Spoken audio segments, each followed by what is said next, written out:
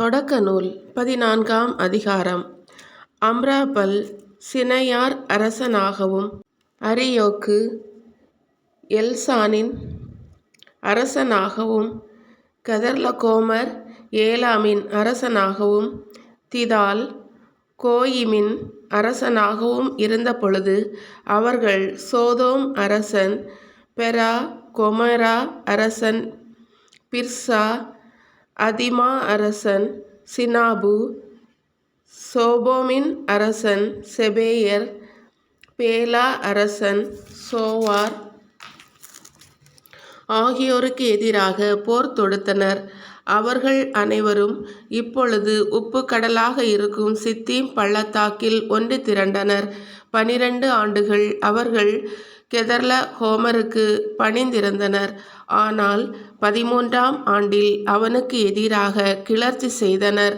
ஆனால் 14ஆம் ஆண்டில் கெதர்லனோ அவனுடன் இருந்த அரசர்களும் வந்து அஸ்தரோத்து கர்னைமிலிருந்த ரபாமியாலாவும் காமிலிருந்த சூசியரையும் சாவே கிரியாத்திமிலிருந்த ஏமியரையும் செயீர் மலைப்பகுதியில் இருந்த ஓரியரையும் பாலை நிலத்தின் எல்லையில் இருந்த எல்பரான் வரை துரத்திச் சென்று முறியடித்தனர்.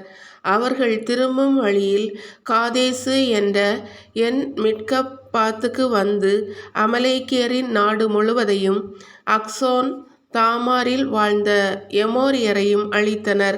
அப்பொழுது சோதோம் அரசனும் அதிமா அரசனும் செபோயிம் அரசனும் பேலா அரசன் சோவாரும் சென்று ஏலாம் அரசன் கெதர்லகோமருடனும் கோயில் அரசன் நிதானுடனும் சினையார் அரசன் அம்ரபானுடனும் எலாசர் அரசன் அரியோக்குடனும் ஆக 4 அரசர்கள் 5 அரசர்களுக்கு எதிராக சித்தீம் பள்ளத்தாக்கில் போர் தொடுத்தனர். இந்த சித்தீம் பள்ளத்தாக்கில் கீழ்குழிகள் மிக பல இருந்தன.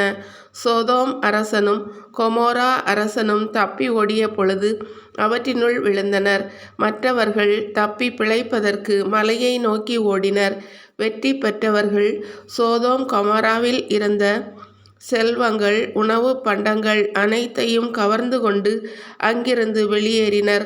அவர்கள் சோதோமில் வாழ்ந்த ஆபிராமின் சகோதரன் மகனான லோத்தையும் அவர் செல்வங்களையும் கவர்ந்து கொண்டு சென்றனர். தப்பி வந்த ஒருவன் எபிரேயரான ஆபிராமிடம் இச்செய்தியை அறிவித்தான். அப்பொழுது ஆபிராம் எசகோல் ஆனேர் ஆகியோரின் சகோதரரான மம்ரே என்ற எமோரியனின் கருவாலி மாந்தோப்பில் வாழ்ந்து வந்தார். அவர்கள் ஆபிரகாமுடன் உடன்படிக்கை செய்து கொண்டார்கள். தம் உறவினர் கைதியாக கொண்டு செல்லப்பட்டார் என்பதை கேள்வியுற்றதும் ஆபிராம் தம் வீட்டில் பிறந்து வளர்ந்த 318 பேரை திரட்டி கொண்டு தான் வரை அவர்களை துரத்திச் சென்றார். அவரும் அவர் ஆட்களும் அணி அணியாக பிரிந்து இரவில் அவர்களை துரத்தி தோற்கடித்தனர். தமஸ்கு வடக்கே இருக்கும் ஓபா வரை அவர்களை துரத்திச் சென்றனர். அவர் எல்லா செல்வங்களையும் மீட்டு கொண்டு வந்தார். தம் உறவினரான லோத்துவையும் அவர் செல்வங்களையும் பெண்களையும் ஆட்களையும் மீட்டு கொண்டு வந்தார். ஆபிராம் கெதர்லகோமரையும் அவனுடன் இருந்த அரசர்களையும் முறியடித்து திரும்பிய பொழுது அரசர் பள்ளத்தாக்கு என்ற சாவே பள்ளத்தாக்கில் அவரை சந்திக்க சோதோம் அரசன் வந்தான். அப்பொழுது சாலேம் அரசர் மெல்கிசெதேமுக்கு அப்பமும் திராட்சை ரசமும் கொண்டு வந்தார். அவர் உன்னத கடவுளின் அர்ச்சகராக இருந்தார். அவர் ஆபிராமை நோக்கி, விண்ணுலகையும் மண்ணுலகையும் தோற்றுவித்த உன்னத கடவுள் ஆபிராமிற்கு ஆசி வழங்குவாராக. உன் எதிரிகளை உன்னிடம் ஒப்புவித்த உன்னத கடவுள் போற்றி போற்றி என்றார். அப்பொழுது ஆபிராம் எல்லாவற்றிலிருந்தும் அவருக்கு 10ல் 1 பங்கை கொடுத்தார். சோதோம் அரசன் ஆபிராமிடம், ஆட்களை என்னிடம் ஒப்படைத்துவிடும், ஆனால் செல்வங்களை நீரே வைத்துக்கொள்ளும் என்றான். அதற்கு ஆபிராம் சோதோம் அரசனிடம், விண்ணுலகையும் மண்ணுலகையும் தோற்றுவித்த உன்னத கடவுளாகிய ஆண்டவருக்கு ஆணையிட்டு கூறுகிறேன், நான் ஆபிரகாமை செல்வன் ஆக்கினேன் என்று நீர் சொல்லாதபடி உமக்குரிய அனைத்திலிருந்தும் ஒரு நூல் துண்டையோ காலணி வாரையோ நான் எடுத்துக்கொள்ள மாட்டேன். இளைஞர்கள் உண்டதை தவிர எனக்கு எதுவும் வேண்டாம்.